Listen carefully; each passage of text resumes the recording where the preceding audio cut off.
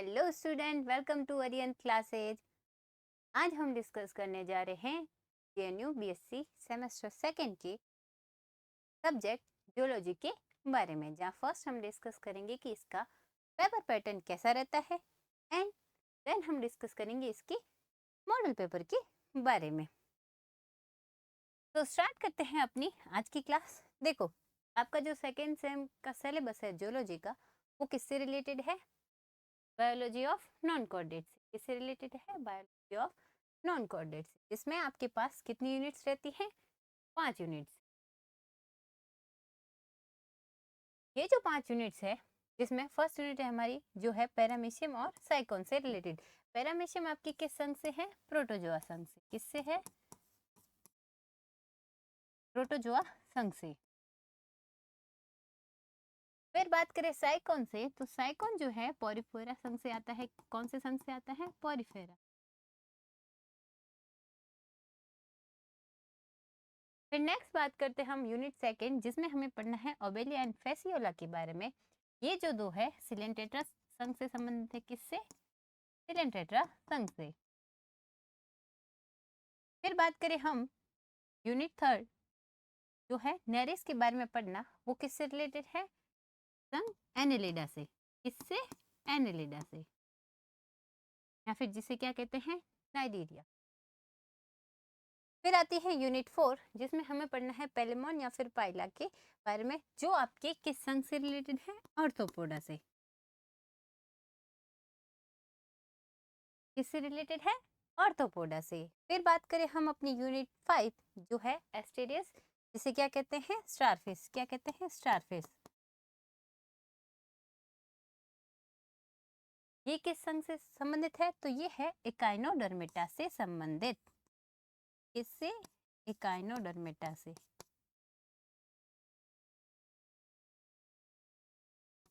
Echinodermata से संबंधित। अब नेक्स्ट बात करते हैं हमारा जो पेपर पैटर्न है उसके बारे में। तो देखो, जो आपके सेकेंड सेम जूलॉजी का पेपर है वो कितने मार्क्स का रहेगा? 70 मार्क्स का। कितने मार्क्स का रहेगा? तो 70 मार्क्स का, जिसमें आपकी 70 मार्क्स को दो पार्ट में डिवाइड किया गया है। फर्स्ट है पार्ट ए एंड सेकंड है part B. Part B, part A में आपके पास 10 क्वेश्चंस रहेंगे। कितने क्वेश्चन रहेंगे? 10 क्वेश्चन। पर क्वेश्चन कितने मार्क्स का होगा? 2 मार्क्स का, यानी कि टोटल पार्ट ए आपके रहेगा 20 का। इसमें ये जो 10 क्वेश्चन है वो आपको पर यूनिट में से 2 क्वेश्चन देखने को मिले, यानी कि फर्स्ट यूनिट 1 से 2, यूनिट 2 से भी 2, यूनिट 3 से 2, एंड ऐसे करके फर्दर 5 यूनिट में से 2-2 क्वेश्चन आपके पार्ट ए में रहेंगे। फिर बात करें हम पार्ट बी की, तो इसमें आपके पास टोटल 10 क्वेश्चन रहेंगे। कितने क्वेश्चन रहेंगे? 10 टोटल क्वेश्चन रहेंगे, बट उनमें से आपको अटेंड कितने करने हैं? एनी 5, यानी कि आपके पास पर क्वेश्चन में ऑप्शन रहेगा। उन ऑप्शंस में से, दोनों ऑप्शन में से किसी एक क्वेश्चन को आपको अटेंड करना है, यानी कि आपको पार्ट बी में 5 क्वेश्चन को अटेंड करना है। कितने क्वेश्चन को? 5 क्वेश्चन को। ये जो 5 क्वेश्चन है आपके, पर क्वेश्चन 10 नंबर का, यानी टोटल 50 का। कितने का? टोटल 50 का। फिर बात करें ये 10 क्वेश्चन कहाँ से रहेंगे, तो देखो सेम एज पार्ट ए से 10 क्वेश्चन थे पर यूनिट 2 क्वेश्चन, तो जो पार्ट बी है उसमें भी 2 क्वेश्चन रहेंगे पर यूनिट से, बट आपको अटेंड सिर्फ एक करना है। कितने अटेंड करने हैं? सिर्फ और सिर्फ एक। फिर बात करते हैं हम अपने मॉडल पेपर के बारे में। किसके बारे में? मॉडल पेपर के बारे में। देखो, आपका जो ये मॉडल पेपर है ये सेम एज इट इज आपकी जो है सेकेंड सेम के पेपर पैटर्न के अकॉर्डिंग बनाया गया है, यानी कि फर्स्टली इसमें पार्ट ए में आपके पास 10 क्वेश्चन हैं, पर यूनिट से 2-2 क्वेश्चन है। एंड फिर बात करते हैं हम इसके पार्ट बी की, जिसमें आपके जो क्वेश्चन है वो है पर यूनिट से तो यानी कि फर्स्ट, जैसे कि हमारे पास में यूनिट 2 का क्वेश्चन है पार्ट बी का कि ओबेलिया के जीवन चक्र को समझाइए। एंड इसका जो है अथवा वाला क्वेश्चन है वो है फेसियोला हेपेटिका के जीवन चक्र के बारे में बताइए। कि सेम जो पेपर पैटर्न जेएनयू का है उसी के आधारित पर ये मॉडल पेपर है। स्टार्ट करते हैं अपना जूलॉजी के सेकंड सेम के मॉडल पेपर के बारे में। तो देखो, जिसमें आपको जो पार्ट ए है का जो वर्ड लिमिट है वो आपको 50 वर्ड्स तक जो है पार्ट ए के क्वेश्चंस का जो है आंसर है। एंड पार्ट बी का जो आपके 10 मार्क्स का रहेगा वो है 500 वर्ड्स तक। कितने वर्ड्स तक? 500 वर्ड्स तक। मैक्स जो वर्ड लिमिट है वो है 500 एंड इसमें 50 वर्ड्स है। तो स्टार्ट करते हैं फर्स्ट अपने पार्ट ए के क्वेश्चन से। जो है फर्स्ट क्वेश्चन है हमारी यूनिट 1 जिसमें हमें पढ़ना था पैरामीशियम एंड साइकोन के बारे में। तो देखो, फर्स्ट क्वेश्चन है कि पैरामीशियम में संकुचनशील रिक्तिका के दो कार्य लिखिए। यानी कि 2 नंबर का हमारा क्वेश्चन है, आपको इसमें 2 कार्यों के बारे में बताना है। तो देखो, पैरामीशियम की जो संकुचनशील रिक्तिका होती है उसका कार्य है परासरण नियमन, यानी कि ऑस्मो रेगुलेशन करना। क्या करना? Osmo regulation.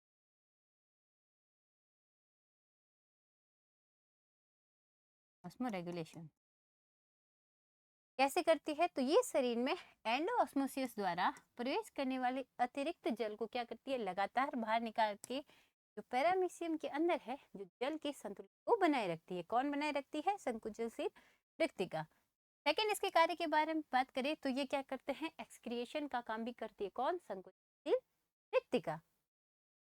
तो देखो, ये जल के साथ क्या करती है? शरीर के कुछ नाइट्रोजन युक्त उपापचयी अपशिष्ट पदार्थों को बाहर निकालने का कार्य करती है। कौन करती है?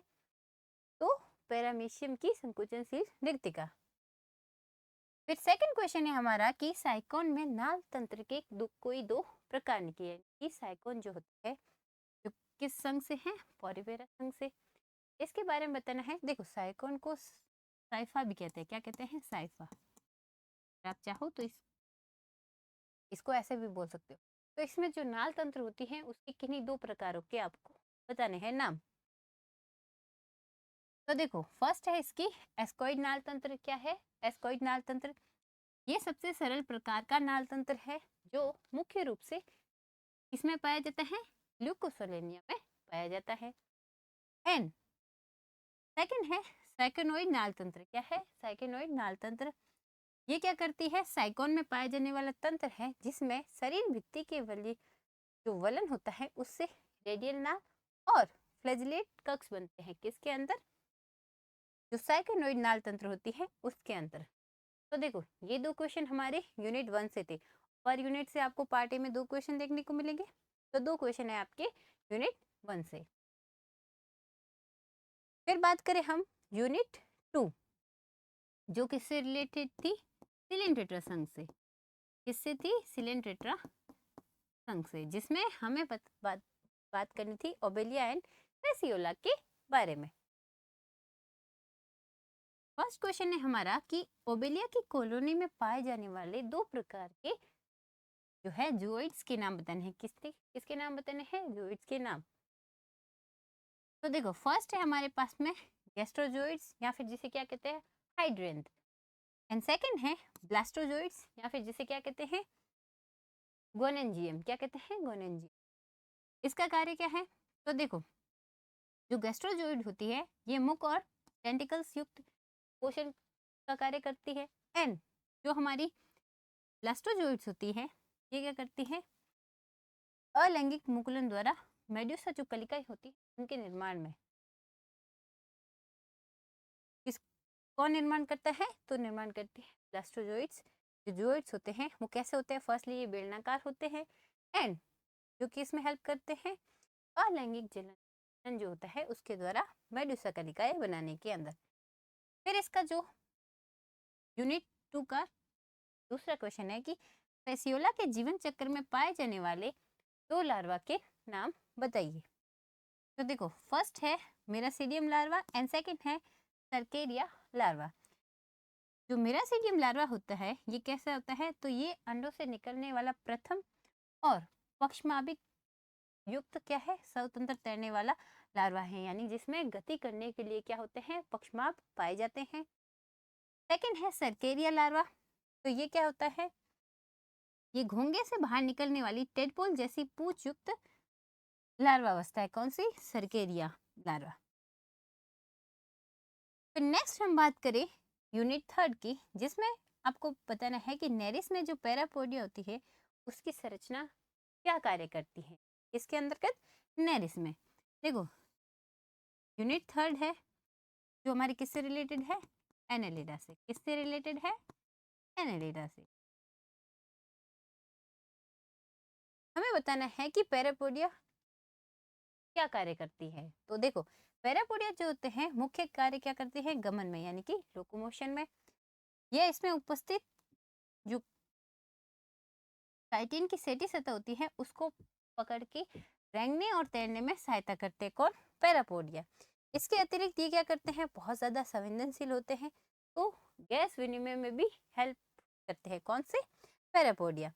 फिर नेक्स्ट क्वेश्चन है हमारे पास में, नेरिस में पाए जाने वाले कायांतरण का नाम लिखिए, यानी कि जो नेरिस में कायांतरण होता है मेटाजेनेसिस के द्वारा, उसके बारे में आपको बताना है। तो देखो, नेरिस में जनन काल के दौरान होने वाले विशेष कायांतरण को एपिटोके कहते हैं। इस प्रक्रिया में नेरिस का जो पश्च भाग होता है वो जनन कोशिकाओं से भर के एपिटोक में परिवर्तित हो जाता है। इस लैंगिक रूप को हेटेरोनेरिस अवस्था भी कहा जाता है। क्या कहा जाता है, हेटेरोनेरिस अवस्था। हम बात कर रहे थे नेरिस के कायांतरण के बारे में, तो इसे क्या कहा जाएगा, हेटेरोनेरिस अवस्था कहा जाता है। फिर बात करें हम नेक्स्ट क्वेश्चन की, जो है हमारा यूनिट 4 यानी कि ऑर्थोपोडा से रिलेटेड, जिसमें हमें बताना है कि पेलिमोन में जो स्टोसिस्ट का कार्य होता है उसके बारे में। तो देखो, पेलिमोन में स्टोसिस्ट एक संतुलन अंग है जो कि क्या करता है, एंटीन्यूल के प्रथम खंड में स्थित होता है और ये जंतु को जल में तैरते समय संतुलन बनाए रखने, यानी कि जो पेलिमोन में स्टोसिस्ट होती है वो बॉडी को क्या करती है, बैलेंस्ड करती है और जो गुरुत्वाकर्षण होता है उसके प्रति क्या करती है, बनाती है। नेक्स्ट क्वेश्चन है हमारे पास, पिलम जो पिला होती है फिर जिसे क्या कहते हैं, फाइला, उसमें ऑस्ट्रेडियम कहाँ पाया जाता है और उसका कार्य क्या होता है, इसके बारे में आपको बताना है। तो देखो, पिला में ऑस्ट्रेडियम एक क्या है, रसायन ग्राही अंग है जो प्रवार गुहा में बाहीं ओर गिल के आधार पर स्थित होता है। कहाँ होता है, तो होता है प्रवार गुहा में बाहीं ओर गिल के आधार पर।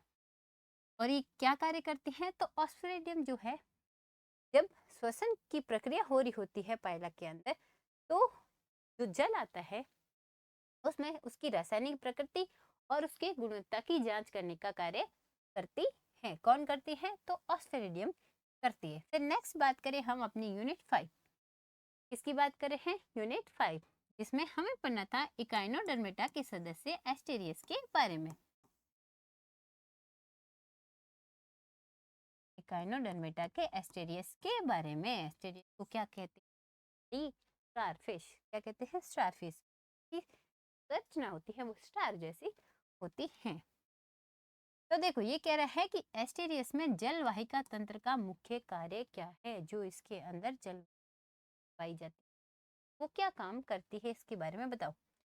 तो देखो, एस्टेरियस में जलवाहिका तंत्र का मुख्य कार्य है गमन। क्या करना, लोकोमोशन या फिर गमन, जो ट्यूब फीड की सहायता से द्रव स्थैतिक दबाव द्वारा संपन्न होता है। इसके अतिरिक्त यह तंत्र क्या करता है, भोजन ग्रहण करने, श्वसन और उत्सर्जन में भी मदद करता है। कौन सा तंत्र, जलवाहिका तंत्र। फिर हमारा नेक्स्ट क्वेश्चन है क्वेश्चन नंबर 10, जिसमें हमें बताना है कि एस्टेरियस में जो पुनर्जनन की क्षमता होती है उसका एक एग्जाम्पल लीजिए। इसका पुनर्जनन का, रीजनरेशन का।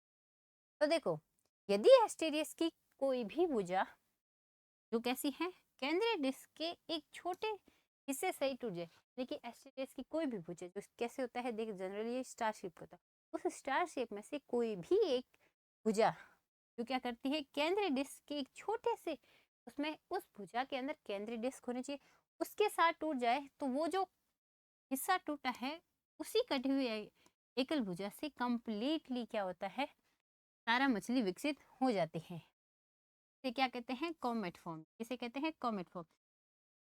ये जो नई भुजा बनी है वो क्यों बनी, क्योंकि इसके अंदर इस भुजा के साथ इसकी केंद्रीय डिस्क भी थी, उसी ने क्या किया, कंप्लीटली इसके अंदर पुनर्जनन की क्षमता को पूरा किया। फिर बात करें हम हमारे मॉडल पेपर के पार्ट बी के क्वेश्चंस के बारे में। देखो पार्ट बी में यहाँ 10 क्वेश्चंस है, मैं 10 के 10 एक्सप्लेन करूँगी, बट वहाँ आपको पेपर में 10 में से किसी, यानी कि फॉर एग्जांपल 5 यूनिट्स हैं, इनके 10 क्वेश्चंस हैं, 5 आपको सिर्फ 5 अटेंड करने हैं, यानी कि 2 ऑप्शंस में से किसी एक के बारे में। अगर हम बात करें हमारी यूनिट 1 के क्वेश्चन की, तो देखो फर्स्ट क्वेश्चन है कि पैरामीशियम में पोषण और परासरण नियमन की क्रियाविधि को जो है आपको बताना है। एंड इसके ऑप्शन में आपके पास क्वेश्चन है कि साइकोन के नाल तंत्र का वर्णन करते हुए साइकोनोइड जो नाल तंत्र होती है उसको विस्तार से समझाना है। तो ये 2 क्वेश्चन है आपको यूनिट 1 में देखने को मिलेंगे, बट आपको एक को अटेंड करना है, को अटेंड करना है किसी भी एक क्वेश्चन में, दोनों में से।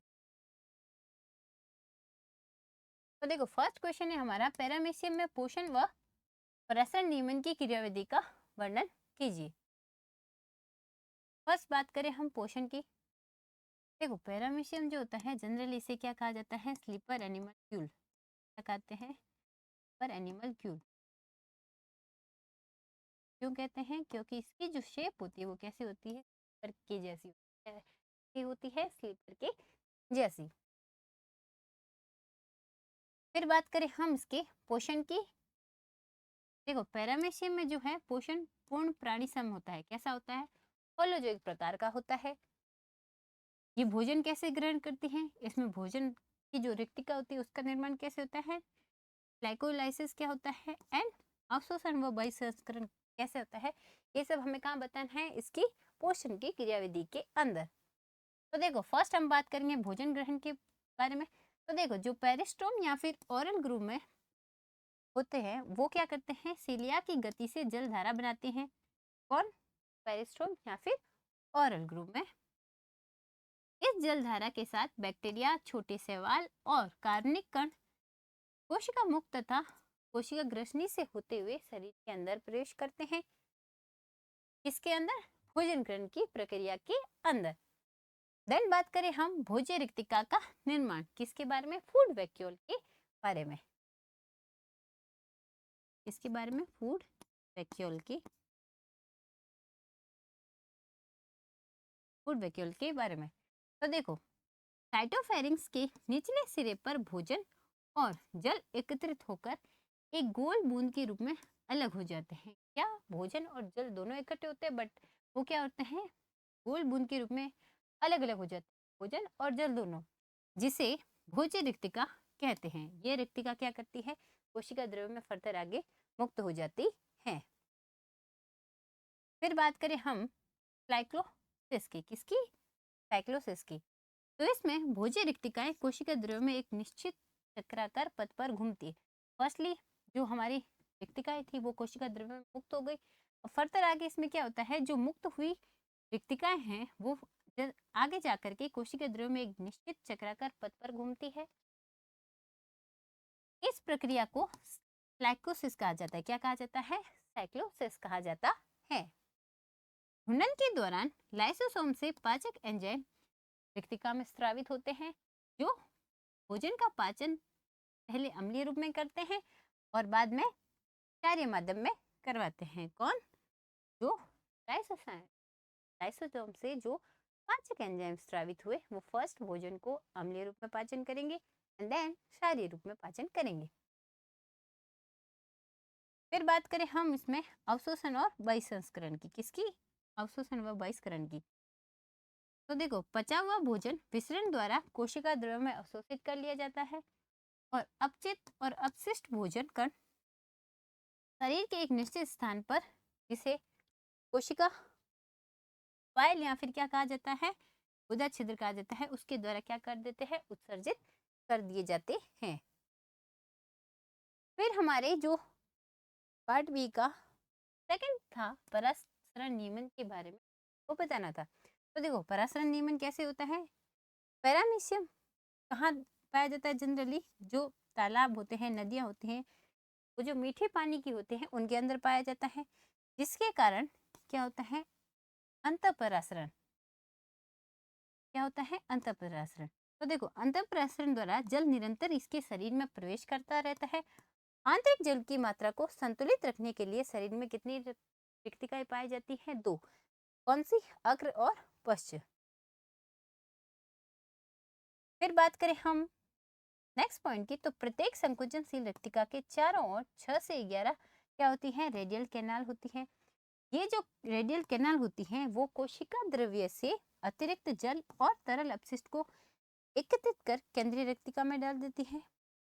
यानी कि इसकी जो रिक्तिका होती है वो क्या करती है, जितना भी जो है पैरामीशियम के अंदर एक्स्ट्रा वाटर है उसको बाहर निकालने का काम कौन करती है, कि संकुचनशील रिक्तिका। तो देखो ये क्या करती है, अपशिष्ट को एकत्रित कर केंद्रीय रिक्तिका में डाल देती है, जिससे रिक्तिका आकार में फूल जाती है।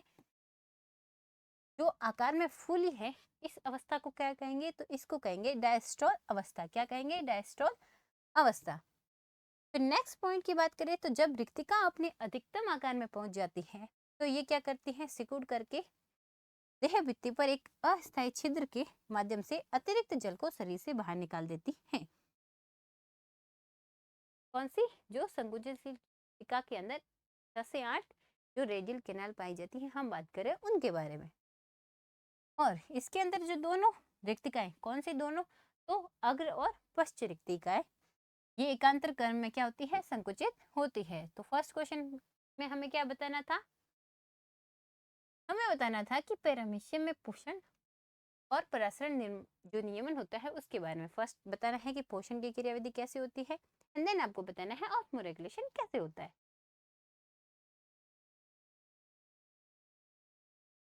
फिर बात करें हम इसके जो अथवा में क्वेश्चन है उसके बारे में, किसके, जो है यूनिट 1 के अथवा में क्वेश्चन उसके बारे में आपको एक्सप्लेन है।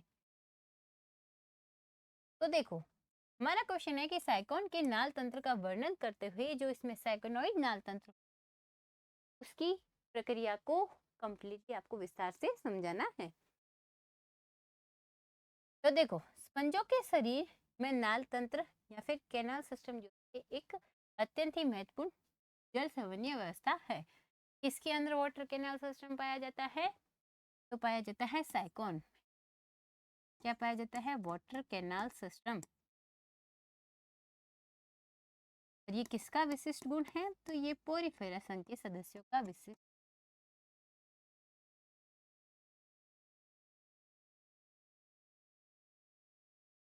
पोरिफेरा संघ के उनमें वाटर कैनाल सिस्टम पाया जाता है। पोरिफेरा में जनरली क्या होते हैं, स्पंज पाए जाते हैं। फिर बात करें हम कि ये वाटर कैनाल सिस्टम क्या करती है, तो ये जो पोषण, श्वसन और उत्सर्जन और जनन में सहायक है। कौन, जो इनके अंदर नाल तंत्र या फिर कैनाल सिस्टम पाया जाता है वो। फिर बात करें हम साइकोन में कैसे नाल तंत्र पाया जाता है, तो साइकोन में पाया जाता है साइकेनोइड टाइप का नाल तंत्र, जो एस्केनोइड नाल तंत्र की तुलना में अधिक जटिल होता है। देखो जनरली साइकोन में एस्केनोइड नाल तंत्र और साइकेनोइड दोनों पाए जाते हैं, बट अभी हमें किसके बारे में बताना है, साइकेनोइड नाल तंत्र के बारे में। तो जो साइकेनोइड नाल तंत्र होता है एज कंपेयर टू एस्केनोइड उसकी तुलना में जटिल होता है। फिर बात करें हम इसके संरचनात्मक घटक एवं मार्ग के बारे में। तो देखो फर्स्ट आता है इसमें डर्मल ऑस्ट्रिया व इनकरेंट नाल। क्या आती है, डर्मल ऑस्ट्रिया व इनकरेंट नाल। ये शरीर की बाह्य त्वचा पर असंख्य जो सूक्ष्म छिद्र पाए जाते हैं इन्हें क्या कहा जाता है, डर्मल ऑस्ट्रिया। क्या कहा जाता है, डर्मल ऑस्ट्रिया। ये छिद्र भीतर की ओर जाने वाली इनकरेंट नाल में खुलते हैं। कहाँ खुलते हैं? जो भीतर की ओर इनकरेंट नाल जाती है उसके अंदर खुल जाते हैं। इनकरेंट नाल की भीतरी दीवार पिनेकोसाइट कोशिकाओं से बनी होती है। किन कोशिकाओं से? पिनेकोसाइट कोशिकाओं से। सेकंड बात करें हम प्रोसोपाइल व रेडियल नाल के बारे में। किसके बारे में? जो प्रोसोपाइल और रेडियल नाल होती है उसके बारे में। इनकरेंट नाल अंदर की ओर प्रोसोपाइल नामक छोटे छिद्रों पर रेडियल नाल में खुलती है। रेडियल नालें देह भित्ति के वलन से निर्मित होती है और इनकी जो भीतरी सतह होती है वो विशिष्ट कोलर कोशिकाओं या फिर कोइनोसाइट से ढकी होती है। किससे ढकी होती है? कोइनोसाइट से। कोइनोसाइट में उपस्थित फ्लैजिला जो क्या करती है? निरंतर गति के द्वारा जल धारा उत्पन्न होती है। इन्हें क्या कहा जाता है? जो कोइनोसाइट्स के अंदर फ्लैजिला होती है, गति करती है, इन फ्लैजिला को कहा जाता है फ्लैजिलेट कक्ष। क्या कहा जाता है? फ्लैजिलेट कक्ष। नेक्स्ट बात करें हम एपोपाइल या स्पोंजोसिल और ऑस्कुलम के बारे में। तो देखो, रेडियल नाल के अंदर की तरफ एपोपाइल छिद्र द्वारा एक संकीर्ण केंद्रीय गुहा में खुलती है। इसे क्या कहा जाता है? स्पोंजोसिल। तो फर्स्ट होती है रेडियल नाल, फिर उसके अंदर एक छिद्र पाया जाता है, उस छिद्र को क्या कहते हैं? एपोपाइल। अब ये जो एपोपाइल है वो एक छिद्र द्वारा संकीर्ण केंद्रीय गुहा में, ये एपोपाइल एक केंद्रीय गुहा में खुलती है। उस केंद्रीय गुहा को क्या कहते हैं? स्पंजोसिल। क्या कहते हैं? स्पंजोसिल कहते हैं।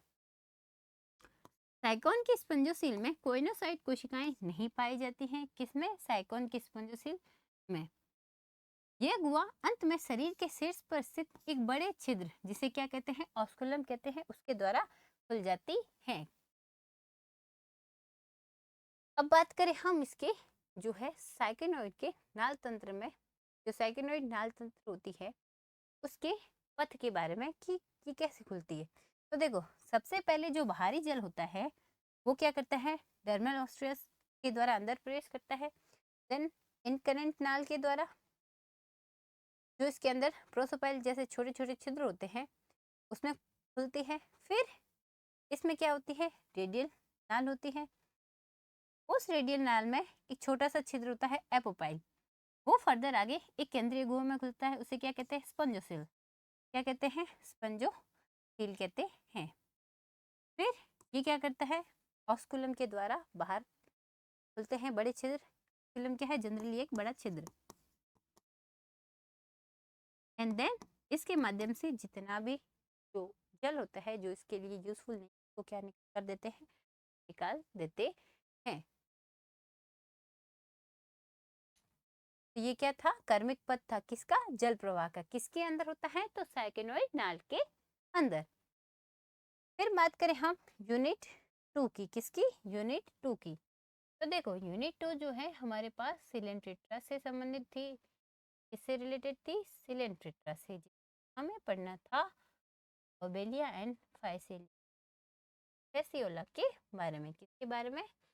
ओबेलिया एंड फेसियोला के बारे में। तो देखो,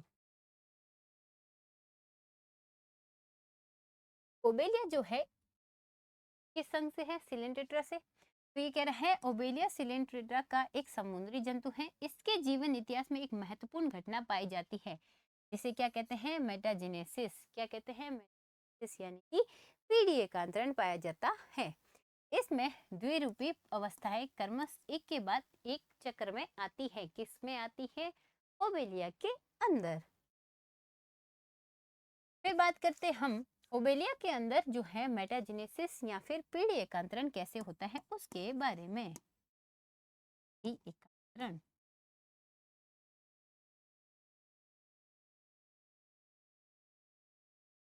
तो देखो, पॉलिप अवस्था या फिर जो कैसी होती है? अलैंगिक पीढ़ी। ओबेलिया की मुख्य कॉलोनी शाखित और स्थिर होती है यानी कि ब्रांच और स्टेबल होती है, जिसे क्या कहते हैं? पॉलिप अवस्था। ये कैसी होती है? द्विगुणित होती है यानी कि 2n। इस कोशिका में मुख्यतः दो प्रकार के क्या बनते हैं? ज़ोइड्स बनते हैं। कितने प्रकार के? दो प्रकार के। एक इसे क्या कहते हैं? हाइड्रेंथ, और दूसरे को क्या कहते हैं? ब्लास्टोस्टाइल। हाइड्रेंथ क्या करता है? टेंटिकल्स की मदद से भोजन ग्रहण और पोषण का कार्य करते हैं। कौन? हाइड्रेंथ। सेकेंड आता है हमारे पास में ब्लास्टोस्टाइल। क्या आता है? ब्लास्टोस्टाइल। वो कैसे होते हैं? स्टेराइल होते हैं। बट अलैंगिक मुकुलन क्या करते हैं? बडिंग के द्वारा जो मेड्यूसा कलिकाएं होती हैं वो उत्पन्न करने का काम कौन करते हैं? ब्लास्टोस्टाइल। क्यों करते हैं? कैसे करते हैं? क्योंकि अलैंगिक जनन करते हैं। जनरली कैसे होते हैं? बद्धे होते हैं। फिर बात करें हम मेड्यूसा अवस्था, किसकी? मेड्यूसा अवस्था, जो कैसी है? लैंगिक पीढ़ी। इसे मेटाजेनेसिस क्यों करते हैं? क्योंकि इसमें लैंगिक और अलैंगिक दोनों प्रकार की पीढ़ी एकांतरण होता है। फर्स्ट इसमें ब्लास्टोस्टाइल जो होता है उसमें अलैंगिक जनन के द्वारा क्या बनती है? मेड्यूसा कलिकाएं बनती है। उन्हीं मेड्यूसा जो कोश कलिकाएं होती है वो जनरल आगे क्या एक जनन करती है।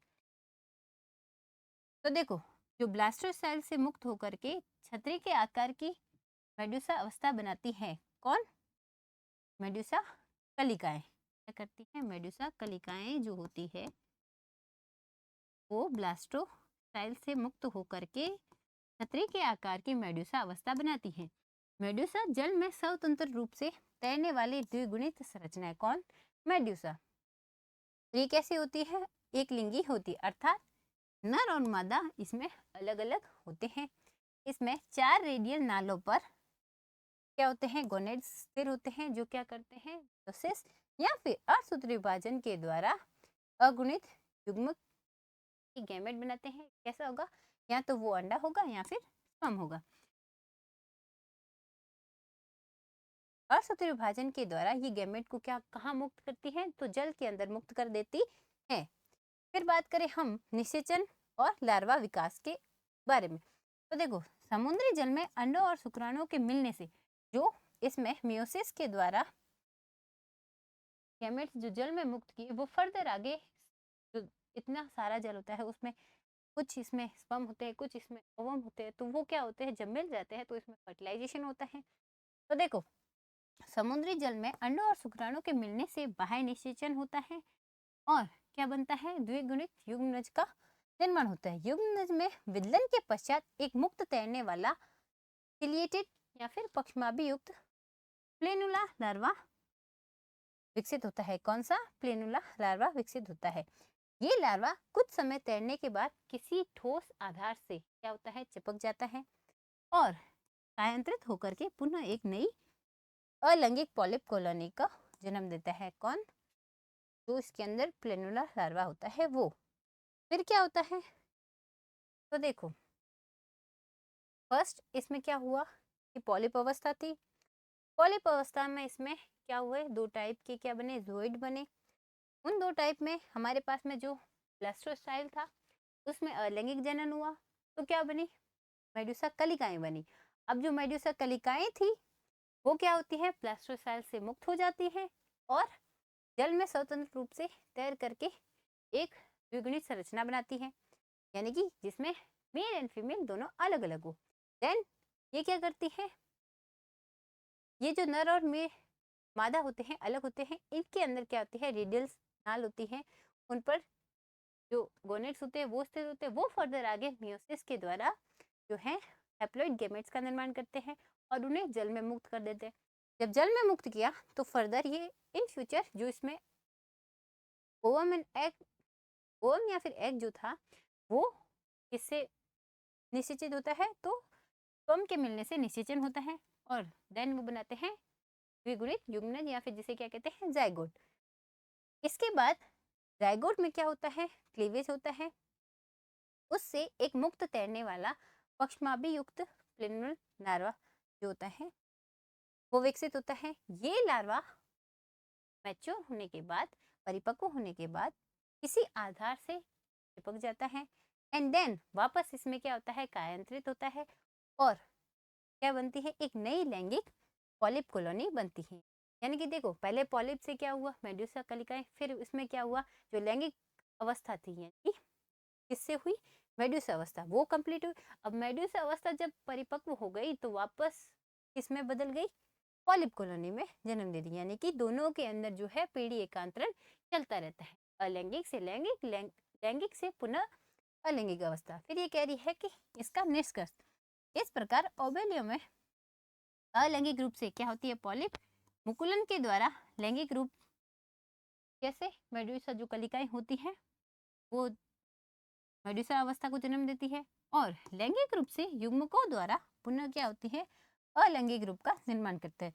तो इस प्रकार इनके अंदर जो है मेटाजेनेसिस प्रक्रिया चलती रहती है। तो देखो जो क्वेश्चन है हमारा किसका, यूनिट सेकंड का जो सेकंड वाला क्वेश्चन है उसके बारे में क्वेश्चन है कि फेसियोला हिपेटिका के जीवन चक्र का वर्णन कीजिए तथा इसकी अवस्थाओं को समझाइए। यानी कि फेसियोला हिपेटिका जो होता है किस संघ का सदस्य है, तो सिलेंटेट्रा संघ का। इसमें आपको बताना है कि इसकी लाइफ साइकिल कैसे होती है उसके बारे में। देखो फेसियोला हिपेटिका को क्या बोलते हैं, लिवर फ्लू। क्या बोलते हैं, लिवर फ्लू। जो भेड़, बकरी और मानव के यकृत या फिर पित्त नलियों में पाए जाने वाले एक क्या है, पैरासाइट है या फिर अंतःपरजीवी है।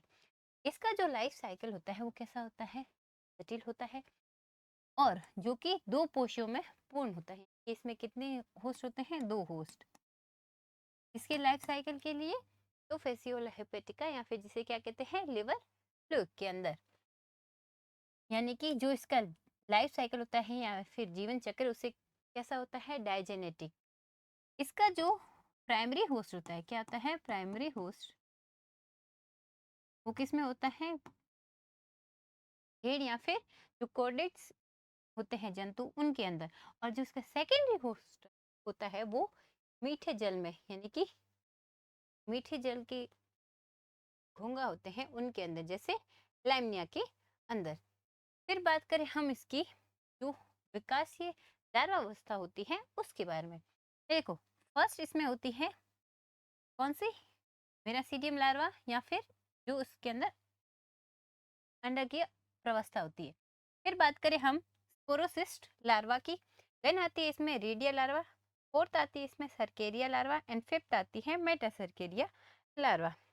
तो हमें क्या करना है, इसकी लाइफ साइकिल के अंतर्गत जो इसके अंदर विकासीय अवस्थाएं आती हैं, ये लार्वा स्टेजेस, उनके बारे में आपको एक्सप्लेन करना है।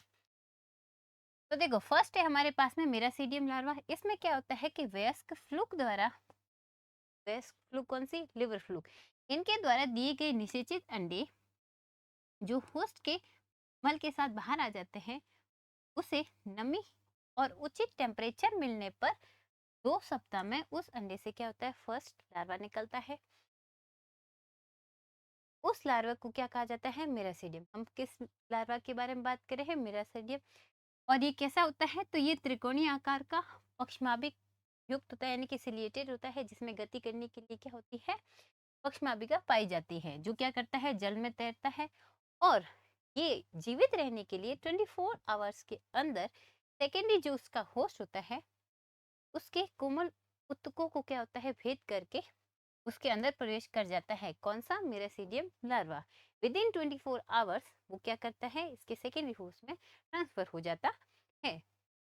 फिर बात करें हम स्पोरोसिस्ट लार्वा की, जिसमें जो इसका सेकेंडरी होस्ट होता है यानी घोंघे के शरीर में पहुंच करके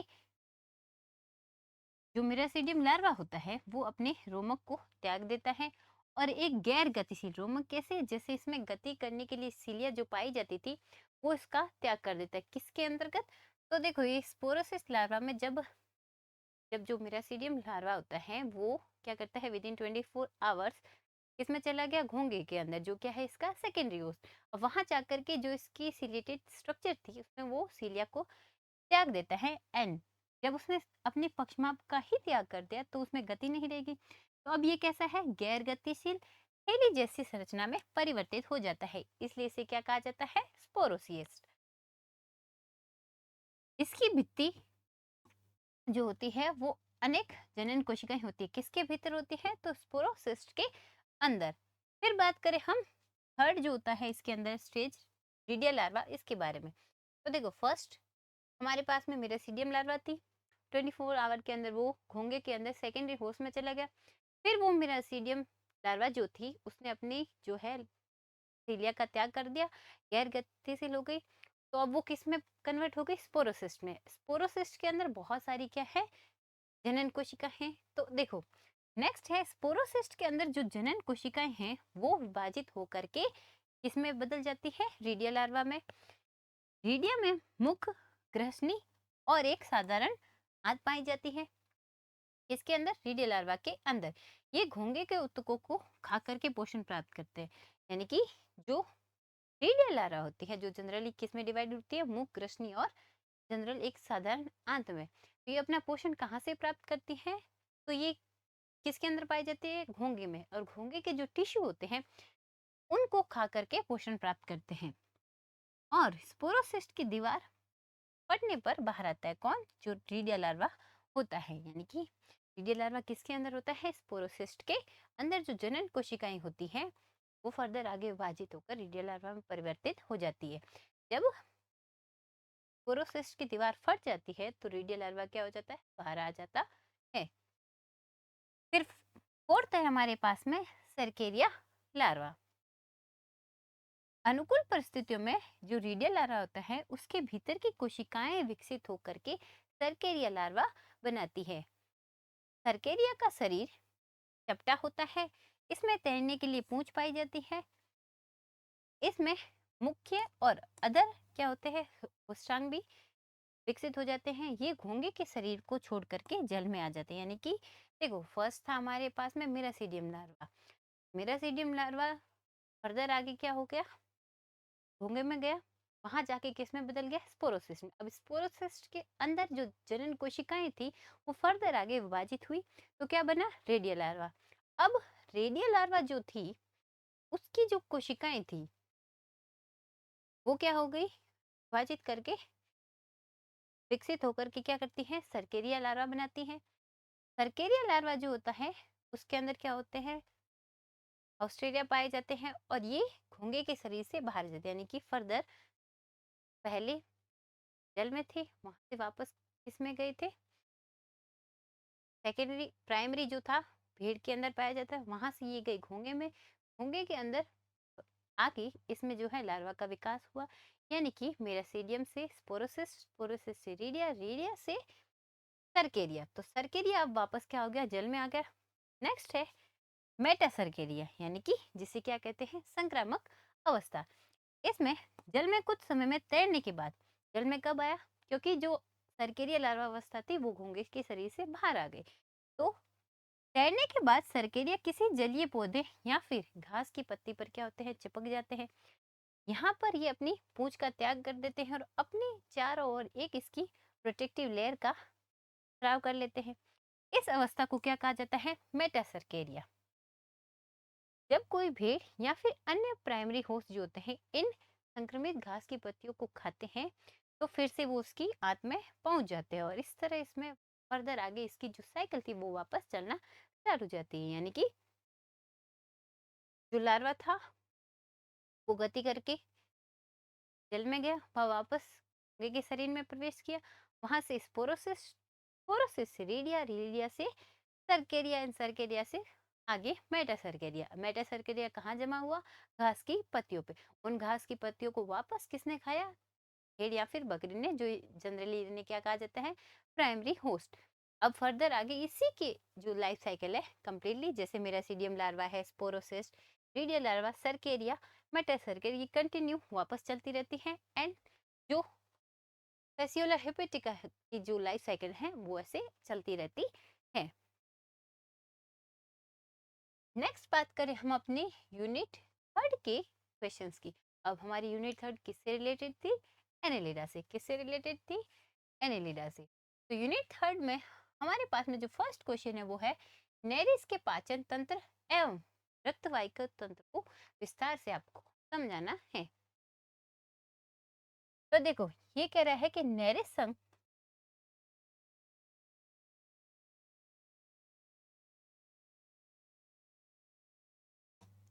नेरिस संघ एनेलिडा के पॉलीकिटा वर्ग का क्या है? समुद्री प्राणी है जो रेत या फिर कीचड़ में किस शेप में पाया जाता है? तो यू शेप की नलिका बना करके रहता है।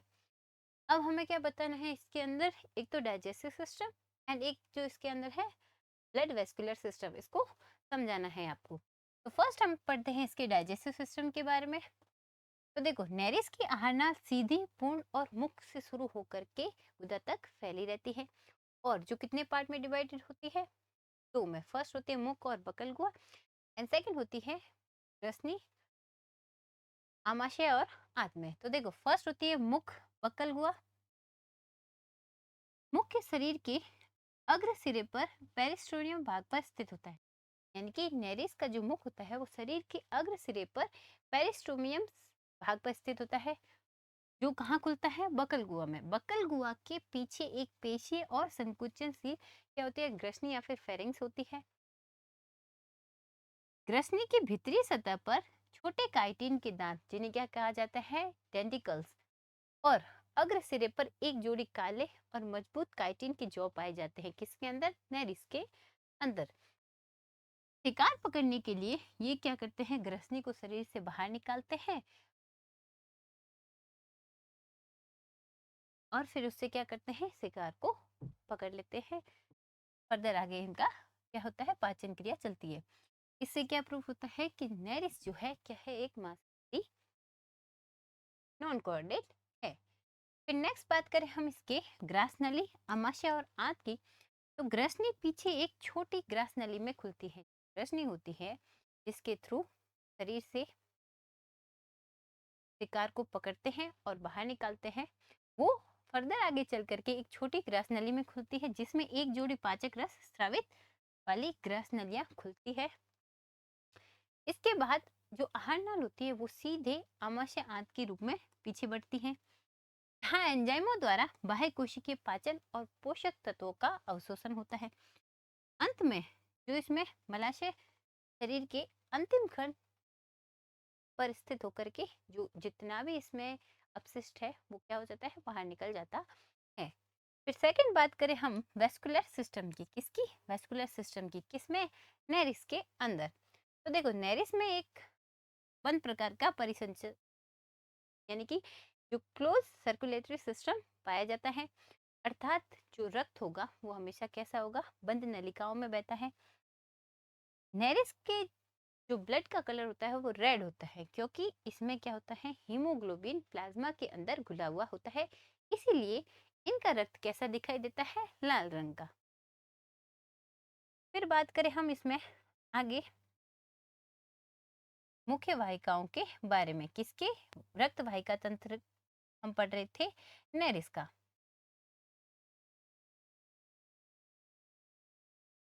तो देखो इसके शरीर में दो प्रमुख अनुदैर्ध्य वाहिकाएं होती हैं। पहली पृष्ठ रुधिर वाहिनी, यानी कि डोर्सल ब्लड वेसल्स, जो क्या करती है, आहार नाल के जस्ट ऊपर स्थित होती है। इसकी दीवारें पेशीय और कैसी होती है, संकुचनशील होती है, जो रक्त को पीछे से आगे की ओर पंप करने का कार्य करती है। जो इसमें की जो दीवारें पेशी और संकुचनशील होती है वो एज इट इज हृदय की तरह कार्य करती हैं। दूसरी जो इसके अंदर क्या होती है, अदर रुधिर वाहिना। एक तो होती है डोर्सल ब्लड वेसल, एक होती है वेंट्रल ब्लड वेसल्स। वो जो होती है आहार नाल के ऊपर थी, और ये वाली क्या है, आहार नाल के नीचे। कहाँ है, आहार नाल के नीचे। और इसमें क्या होता है, किसी भी टाइप का संकुचनशील नहीं होता है। इसमें जो रक्त प्रवाह की दिशा है वो आगे से पीछे की ओर है। वो जो डोर्सल थी उसमें पीछे से आगे की ओर थी, और वो एज जैसे हृदय कार्य करता है उसकी तरह कार्य करता है। एंड ये इसकी दिशा कैसी होती है, आगे से पीछे की ओर। फिर नेक्स्ट हम बात करेंगे इसके अनुप्रस्थ और पार्श्व वाहिकाओं के बारे में। फर्स्ट हमने पढ़ा था इसकी अनुदैर्ध्य वाहिका कितने प्रकार की थी, दो प्रकार की, डोर्सल एंड वेंट्रल।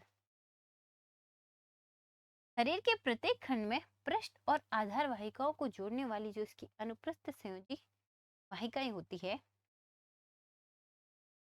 ये क्या करती है, अग्रवाहिनी से रक्त शरीर के विभिन्न अंगों, भित्ति और पैरापोडियो के महीन जाल में जाता है। कहाँ से, इन अनुप्रस्थ संयोजी वाहिनियों से। यहाँ पर क्या होता है, गैसों का विनिमय होता है। इसके बाद जो शुद्ध रक्त होता है वो पुनः एकत्रित होकर के खंडीय वाहिकाओं द्वारा पृष्ठवाहिनियों में पहुंचा दिया जाता है। कहाँ पहुंचा दिया जाता है, पृष्ठवाहिनी। कौन सी है, डोर्सल। डोर्सल में रक्त कहाँ से प्रवाह होगा, तो पीछे से आगे की ओर। एंड वेंट्रल में कहाँ होगा, आगे से पीछे की और गति में होगा। फिर बात करें हम हमारी जो यूनिट थर्ड है इसके अथवा के जो क्वेश्चन है सेकंड उसके बारे में, इसमें हमें बताना है कि नेरिस में जो गति होती है किसके द्वारा होती है, पेरिपोडिया के द्वारा। तो उस लोकोमोशन की क्रियाविधि को आपको बताना है, इसकी लोकोमोशन। एंड देन आपको क्या बताना है कि जो इसके अंदर रिप्रोडक्शन होता है उसके बारे में, यानी कि आपको रिप्रोडक्टिव सिस्टम के बारे में बताना है किसके अंदर, नेरिस के अंदर। देखो फर्स्ट हमें बताना है पैरापोडियल लोकोमोशन के बारे में, यानी कि जो गमन होता है किसके अंदर, नेरिस के अंदर, उसके बारे में। तो देखो नेरिस के प्रत्येक खंड में सिर्फ जो आगे वाला है और जो लास्ट वाला है उन दोनों को छोड़ करके प्रत्येक खंड के दोनों पार्श्वों में क्या होती है, चपटी, मांसल और खोखली संरचनाएं पाई जाती है। सिर्फ दो इसके जो पार्ट होते हैं, यानी सबसे स्टार्टिंग का पार्ट एंड सबसे एंडिंग का पार्ट, इनमें ये संरचनाएं नहीं पाई जाती, जिन्हें क्या कहा जाता है, पेरिपोडिया कहा जाता है। पेरिपोडिया किन्हें कहा जाता है, नेरिस के प्रत्येक खंड के दोनों पार्श्वों में चपटी, मांसल और खोखली संरचनाएं पाई जाती है, इन्हें क्या कहा जाता है, पेरिपोडिया। प्रत्येक पेरिपोडियम क्या होता है, द्विभाजित। फर्स्ट ऊपरी भाग को क्या कहते हैं, नोटोपोडियम, एंड निचले भाग को क्या कहते हैं, न्यूरोपोडियम। यानी कि पेरिपोडिया दो भाग में डिवाइडेड है, एक तो है नोटोपोडिया, एक है न्यूरोपोडियम।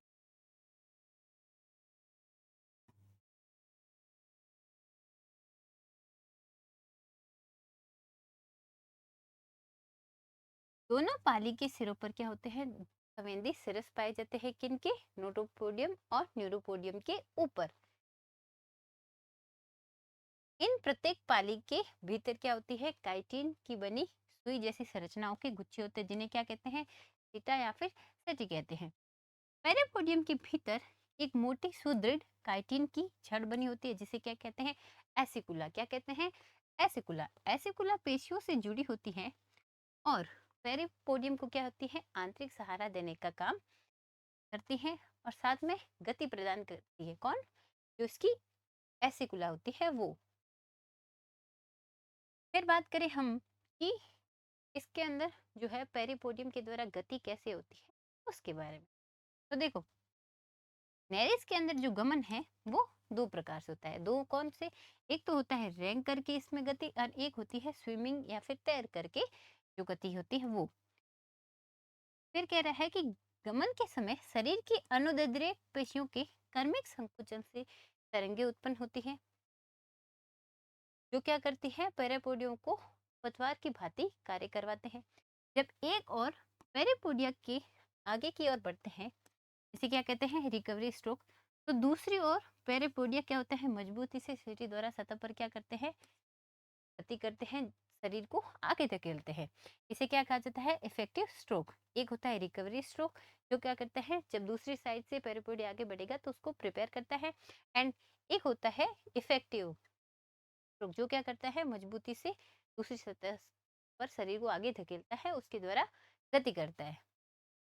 इस समन्वित गति के कारण नेरिस साइनोसाइडल तरंगों के रूप में गमन करता है। किन तरंगों के रूप में, साइनोसाइडल तरंगों के रूप में। फिर बात करें हम नेरिस के अंदर जो रिप्रोडक्टिव सिस्टम होता है उसके बारे में। तो देखो नेरिस क्या है, एक लिंगी प्राणी है, अर्थात इसमें मेल एंड फीमेल क्या होंगे, अलग अलग होंगे। इसमें कोई स्थायी जो है जननांग या फिर वाहिकाएं या फिर सहायक ग्रंथियां नहीं पाई जाती, किसके अंतर्गत, नेरिस में। फर्स्टली नेरिस कैसा है, डायोसिस, यानी फेल एंड फीमेल एंड मेल क्या होंगे, अलग अलग होंगे। फिर बात करें हम इसमें फर्दर आगे, जब प्रजनन काल होता है तो उसके दौरान क्या करती है, शरीर की सीलों को आश्रित करने वाली क्या होती है, पेरिटोनियम एपिथेलियल कोशिका होती है, वो फर्दर आगे विभाजित होकर के क्या करती है, अस्थायी इसके अंदर जो रिप्रोडक्टिव ऑर्गन्स होते हैं उनका निर्माण करती है। ये जो रिप्रोडक्टिव ऑर्गन होते हैं ये शरीर के पिछले दो तिहाई, कितने, दो तिहाई खंडों पर बने होते हैं, जिनमें मैच्योर स्पर्म और जो एग होते हैं वो किसके द्वारा मुक्त किए जाते हैं? सिलोमेट्रिक द्रव के द्वारा क्या होते हैं? मुक्त कर दिए जाते हैं। किसके अंदर? नेरिस के अंदर। फिर होते हैं इसके अंदर मेटामॉर्फोसिस और एपिटोकी। क्या होती है? मेटामॉर्फोसिस और एपिटोकी। लैंगिक रूप से क्या होता है? परिपक्व होने पर नेरिस के शरीर में बहुत सारे चेंजेस होते हैं। जिस उन्हीं चेंजेस में क्या होता है? इनका जो शरीर होता है वो दो पार्ट में डिवाइड हो जाता है। फर्स्ट जो आगे वाला पार्ट होता है उसे कहते हैं एटोके, एंड पश्चजनन भाग होता है उसे क्या कहते हैं? एपिटो। अग्रभाग को कहते हैं एटोके, एंड पश्च भाग को कहते हैं एपिटो। इस प्रक्रिया को एपिटोकी और इस रूपांतरित लैंगिक अवस्था को क्या कहते हैं? हेटेरोनेरिस कहा जाता है। हेटेरोनेरिस के पेरिपोडिया चपटे और तैरने के लिए क्या होते हैं? अनुकूल हो जाते हैं। ये रात्रि में समुद्र की सतह पर तैरते हैं और इनकी जो होती है देह भित्ति, उसके फटने से नेफ्रिडिया द्वारा युग्मक जल में मुक्त हो जाते हैं, जिससे निषेचन कैसा होता है? बाह्य होता है और विकास के दौरान ट्रोकोफोर लार्वा बनता है। कौन सा? ट्रोकोफोर। तो इस तरह इसमें क्या होती है? जनन की प्रक्रिया पूर्ण होती है। हम किसके बारे में पढ़ रहे थे? हम पढ़ रहे थे अपनी यूनिट 3 जो किससे रिलेटेड थी? एनेलिडा से, जिसमें हमें पढ़ना था नेरिस के बारे में। पहले हमने इसमें पढ़ा कि नेरिस में लोकोमोशन कैसे होता है। देन हमने पढ़ा कि इसके अंदर जो है रिप्रोडक्टिव सिस्टम क्या है। फिर बात करें हम अपनी यूनिट 4 से। कौन सी यूनिट है? यूनिट 4, जिसमें हमें पढ़ना था पेलेमोन और पिला के बारे में, जो किस संघ से रिलेटेड है? ऑर्थोपोडा से, यानी कि जो सबसे बड़ा नॉन कॉर्डेट का संघ है उसके बारे में हम पढ़ रहे थे। तो देखो इसमें जो है क्वेश्चन है कि पेलेमोन के विभिन्न प्रकार के उपांगों की संरचना और उनके कार्यों का विस्तार से वर्णन कीजिए। इसमें यूनिट 4 के जो क्वेश्चन है उसके अंदर हमसे पूछा गया है कि पेलेमोन के जो डिफरेंट डिफरेंट उपांग होते हैं उनकी स्ट्रक्चर कैसी होती है और उनके कार्य के बारे में आपको बताना है। तो देखो पेलेमोन, जिसे क्या कहा जाता है? प्रोन या फिर झींगा मछली भी कहा जाता है, ऑर्थोपोडा के क्रिस्टेरिया वर्ग का प्राणी है। इस संघ ऑर्थोपोडा के क्रिस्टेरिया वर्ग है उसका प्राणी है। इसके पूरे शरीर पर कुल 19 जोड़ी क्या होते हैं? 19 पेयर संधि उपांग पाए जाते हैं। किसके अंतर्गत? पेलेमोन के अंतर्गत। पेलेमोन के सभी उपांग कैसे होते हैं? द्विशाखी होते हैं। पहले इसमें कितने होते हैं? 19 जोड़ी संधिपाद क्या होते हैं? उपांग होते हैं। और ये सारे कैसे होते हैं? द्विशाखीय। कैसे होते हैं? द्विशाखीय। अर्थात इनकी एक उत्पत्ति एक संधियुक्त आधार किससे होती है? प्रोटोबोर्ड से होती है, जो फर्दर आगे किसमें होता है? कॉक्सा और बेसिस में बटा होता है। इसके ऊपर कॉक्सा और बेसिस के ऊपर दो शाखाएं होती है। बाहरी जिसे क्या कहते हैं? एक्सोपोड, और जो भीतरी होती है उसे क्या कहते हैं? एंडोपोड स्थित होती है। किसके अंदर बात करें? हम बात कर रहे थे पेलेमोन के अंदर जो 19 जोड़ी उपांग पाए जाते हैं उनकी। फिर कह रहे हैं कि इन उपांगों को शरीर के 3 क्षेत्रों के आधार पर वर्गीकृत किया गया है। कौन से? तो देखो फर्स्ट आता है शीर्षीय उपांग। शीर्षीय उपांग के अंतर्गत कितनी जोड़ी है? तो 5 जोड़ी। फिर बात करें हम वक्षीय उपांग की, तो इसमें यानी कि थोरेसिक जो अपेंडिक्स होता है उसके अंदर 8 पेयर, यानी कि कितने रह गए? 13। फिर हमारे पास कितने बचे? 6। तो 6 को क्या किस में रखा गया है? एब्डोमेन जो अपेंडेजेस होते हैं, यानी कि उदरी उपांग के अंतर्गत 6 पेयर रखे गए। तो देखो 3 पार्ट में डिवाइडेड किया है, शीर्षीय, वक्षीय और उदरीय। शीर्षीय में 5, वक्षीय में 8 और उदरीय में 6। इनको फर्दर आगे कैसे डिवाइड किया है? तो देखो फर्स्ट आता है हमारे पास में शीर्षीय उपांग, जिसमें कितने हैं? 5 पेयर है। इसमें फर्स्ट जो होती है 5 पेयर में वो होती है एंटेन्यूल, यानी कि इसे कहते हैं प्रथम जोड़ी उपांग। इसके आधार में स्टेटोसिस्ट क्या होती है? स्टेटोसिस्ट जो क्या होता है? संतुलन करने का कार्य करता है, या फिर जिसे कहते हैं संतुलन अंग पाया जाता है। ये स्पर्श और संतुलन का कार्य करता है। कौन सा? इन 5 जो पेयर थे इनमें फर्स्ट आता है हमारे पास में एंटीन्यूअल। वो क्या करता है? पेलेमोन के अंदर जो है स्पर्श की क्रिया और संतुलन को बुलाने का काम करता है। सेकंड आता है एंटीना। ये क्या करता है? इसका जो एंडोपोड होता है वो एक लंबे चाबुकनुमा संवेदी स्पर्शक में कन्वर्ट रहता है। इसके आधार पर क्या होते हैं? उत्सर्जन छिद्र होते हैं। और ये क्या करते हैं? तो ये करते हैं संवेदना का काम। उसकी जो प्रक्रिया होती है उसको। एंड संतुलनकारी अंग होते हैं। कौन होते हैं? जो एंटीना का पेयर पाया जाता है वो। थर्ड इसमें आती है मैंडिबल। क्या आती है? मैंडिबल। किसके अंतर्गत बात कर रहे थे? हम बात कर रहे थे शीर्षीय उपांग के अंतर्गत, जिसमें हमारे पास में 5 पेयर क्या है? संधियुक्त उपांग है। इनमें थर्ड आती है मैंडिबल। ये क्या करती है? ये होती है या तो कड़ेनुमा होती है या फिर दांतेदार होती है। कार्य है भोजन को छोटे टुकड़ों में चबाना। इसका जो मैंडिबल पेयर होता है के उपांग के अंतर्गत उसका कार्य है भोजन को पचाना। टुकड़े यानी कि छोटे छोटे टुकड़ों में चबाना का काम किसका है? मैंडिबल पेयर का। फिर फोर्थ एंड फिफ्थ आती है हमारे पास में मैक्सिला और मैक्सिला। यानी कि एक होती है मैक्सिला, एक होती है मैक्सिला। ये दो पेयर जो है इसके अंतर्गत आती है। 5 है हमारे पास एंटीन्यूअल, एंटीना, मैंडिबल, मैक्सिला एंड। तो देखो ये कह रहा है चतुर्थ जोड़ी उपांग। ये कैसे होते हैं? आकार में चपटे होते हैं। ये भोजन को मुख के भीतर धकेलने और श्वसन हेतु जल धारा बनाए रखने में मदद करते हैं। कि भोजन को फर्दर आगे मुख के भीतर धकेलते हैं। कौन? मैक्सिला एंड मैक्सिक्यूला। और जो श्वसन की प्रक्रिया होती है उसमें जल धारा बनाए रखने में मदद कौन? Maxilla and maxilla.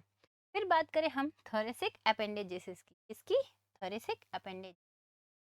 तो देखो इसमें क्या होते हैं? 8 पेयर होते हैं। कितने पेयर होते हैं? 8 पेयर। 8 कौन कौन से होते हैं? तो देखो 8 फर्दर आगे इसमें डिवाइड किया गया है मैक्सिलिपेड और वॉल्किंग लेग्स के अंदर। किसके अंतर्गत? मैक्सिलिपेड और वॉकिंग जो लेग्स होते हैं उनके अंदर। मैक्सिलिपेड के अंदर इनके पास 3 पेयर होते हैं और वॉकिंग लेग्स में 5 पेयर होते हैं। देखो फर्स्ट आते हैं कि थोरेसिक जो अपेंडिस होते हैं उसमें 8 पेयर होते हैं। 8 पेयर को फर्दर आगे 2 पार्ट में डिवाइड किया गया है। फर्स्ट आता है मैक्सिलिपेड। ये क्या करते हैं? जो भोजन मैक्सिला और मैक्सिला ने मुख के अंदर भेजा था उसको पकड़ने, उसको टेस्ट करने एंड फर्दर आगे मुख से निर्देशित करने का कार्य किसका होता है? तो वो होता है मैक्सिलिपेड का। और इनमें श्वसन हेतु गिल्स भी जुड़े होते हैं। कि जो कार्य मैक्सिला एंड मैक्सिला ने किया था उसके आगे का प्रोसेस कौन करता है?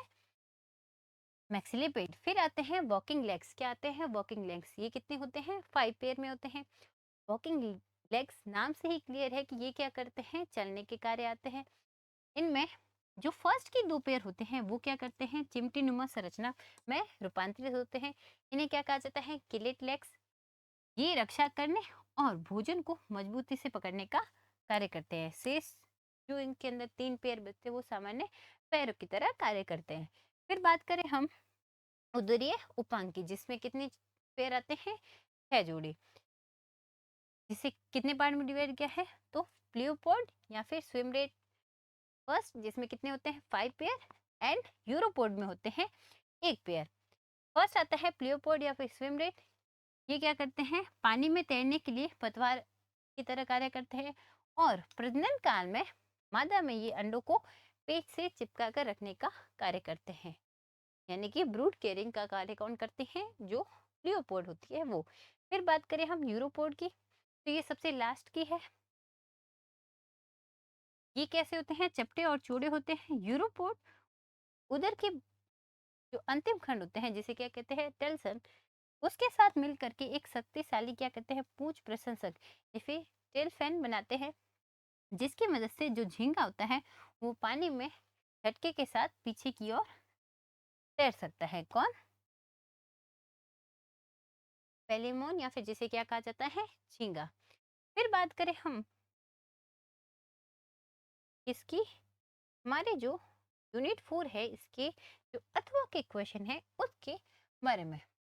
अथवा में देखो यूनिट 4 में हमारे पास पेलेमोन एंड पिला 2 थे। अभी जो हमने क्वेश्चन पढ़ा वो था पेलेमोन से। एंड सेकंड हमें पढ़ना है पिला के पाचन तंत्र, उसके श्वसन तंत्र और रेडुला की संरचना के बारे में आपको बताना है। इसके अंतर्गत यूनिट 4 के जो अथवा के क्वेश्चन है उसके अंतर्गत।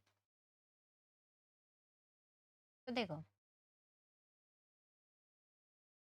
फर्स्ट बात करें हम पिला, जो क्या होता है मोलस्का संघ का क्या है, एक जलीय प्राणी है जो क्या है मीठे जल के तालाबों व पोखरों में पाया जाता है। फिर बात करें हम इसके डाइजेस्टिव सिस्टम की, तो ये कैसा होता है, शाकाहारी होता है, जलीय पौधों को खाता है। इसका पाचन तंत्र किससे बना होता है, आहार नाल और पाचक ग्रंथियों से बना होता है। आहार नाल जो होती है वो कहाँ खुलती है, मुख जो प्रवार गुहा होती है उसके नीचे खुलती है और फर्दर कहाँ होती है, बकल मास में चली जाती है। बकल मास एक मोटी पेशीय संरचना है जिसके भीतर भोजन को खुरचने के लिए एक विशिष्ट अंग पाया जाता है जिसे क्या कहा जाता है, रेडुला। क्या होता है, रेडुला पाया जाता है। बकल मास के पीछे आहरनाल क्या होती है, कुंडलित होकर के ग्रासनली, आमाशय और क्या होती है, कुंडलित आंत और फर्दर आगे मलाशय का निर्माण करती है, जिसके अंत में जो गुदा होती है वो प्रहार गुहा के कहीं और खुलती है। फिर बात करें हम जो इसमें रेडुलर संरचना होती है जो क्या करती है, भोजन को खुरचने का कार्य करती है, उसकी संरचना और कार्य क्या होते हैं। रेडुलर जो होती है बकल गुहा के फर्श पर क्या होती है, ओडेंटोफोर के ऊपर स्थित किसकी बनी होती है, काइटिन की बनी होती है। और कैसी होती है, तो एक दांतेदार रिबन जैसी संरचना होती है। रेडुला पर दांत अनुप्रस्थ पंक्तियों में क्या होते हैं, स्थित होते हैं। प्रत्येक जो इनकी पंक्तियां होती है उनमें कितने दांत पाए जाते हैं, 7 दांत पाए जाते हैं। एक केंद्र में, दोनों और एक एक क्या होते हैं, पार्श्व में जो इसकी 7 दांत पाए जाते हैं उसकी स्थिति है। फर्स्ट एक केंद्र में पाया जाएगा, दो जो होते हैं इनके लेटरल साइड में एंड दो क्या होते हैं, दो दो हाशिए के दांत यानी कि मार्जिनल साइड पे पाए जाते हैं। इफ आपको कहीं पूछे कि रेडुला का जो दांत सूत्र होता है उसके बारे में, तो देखो 2 1 2 1 1 2, इसमें एक केंद्र पे है, दोनों साइड एक एक क्या है इसके अंदर, लेटरल साइड पे एंड दो दो जो क्या है इसके मार्जिनल साइड पे है जिसे क्या कहा जाता है, हाशिए साइड पे। पेशियों की सहायता से जो रेडुला होता है वो आरी की तरह क्या होता है, आगे पीछे होता है और क्या करता है, भोजन को खुरच करके छोटे छोटे पार्ट्स में क्या होता है, डिवाइड कर देता है, महीन पीस देता है। फिर बात करें हम इसकी जो है पाचन ग्रंथियों के बारे में, तो यकृत या फिर हेपेटोपेंक्रियाज जो होती है वो इसमें मुख्य पाचक ग्रंथि है जो क्या करती है, पाचक रसों का स्राव करती है। और जो इसमें पाचन होता है मुख्य रूप से आमाशय में बाह्य कोशिकीय और आंशिक रूप से आंतरिक होता है। इसके अंदर हम बात कर रहे थे पिला के अंदर पाचक ग्रंथियों के बारे में। फिर नेक्स्ट हमें बात करना था इसके अंदर जो है श्वसन तंत्र उसके बारे में, के अंतर्गत जाके।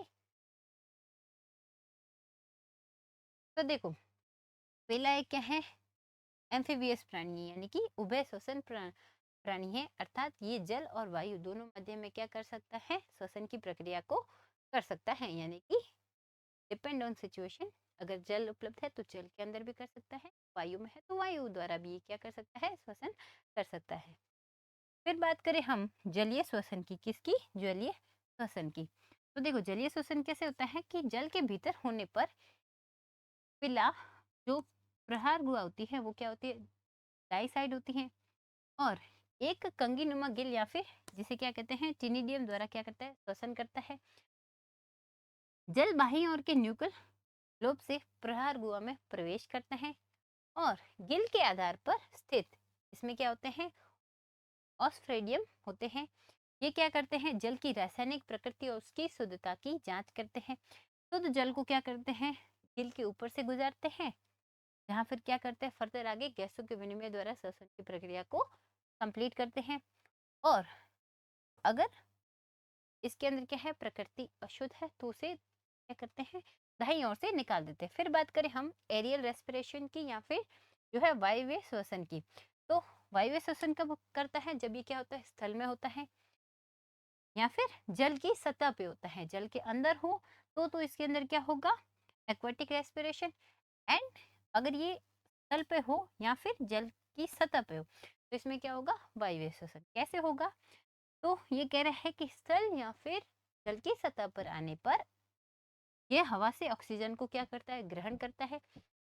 इसके लिए इसमें क्या होती है, एक प्रहार गुहा के बाई साइड थैली जैसी संरचना होती है, जिसे क्या कहते हैं, पल्मोनरी सैक या फिर फेफड़ा कहा जाता है।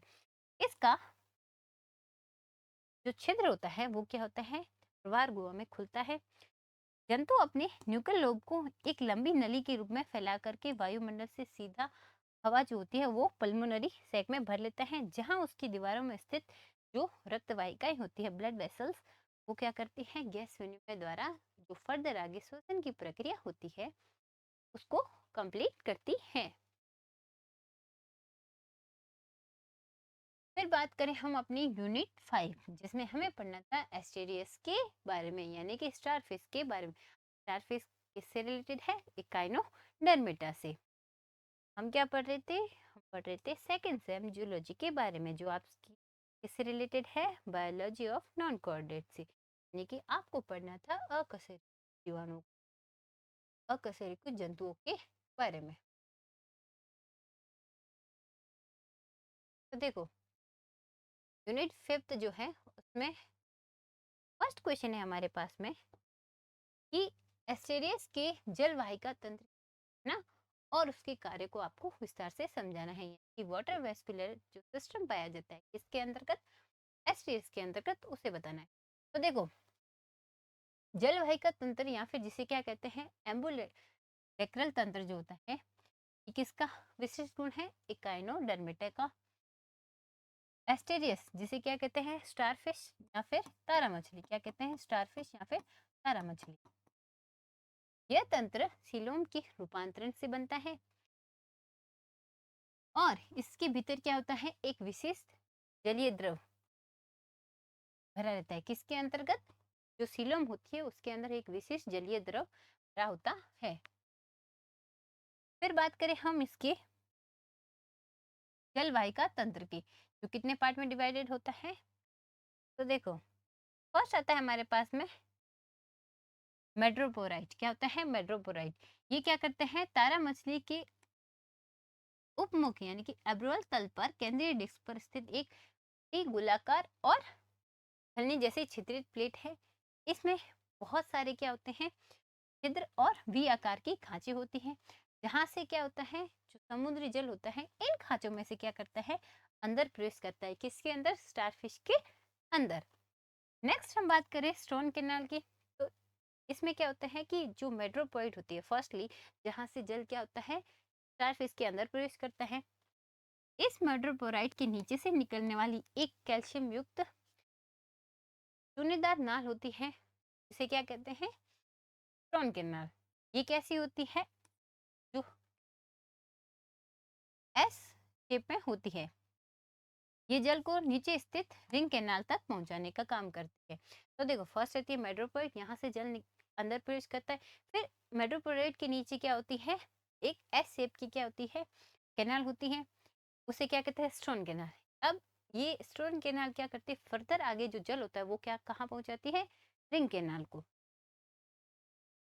पर नेक्स्ट हम बात करें रिंग कैनाल की, तो ये क्या होती है, मुख के चारों ओर स्थित एक पंचभुजीय वृत्ताकार वलय नाल है। कौन सी, ring canal.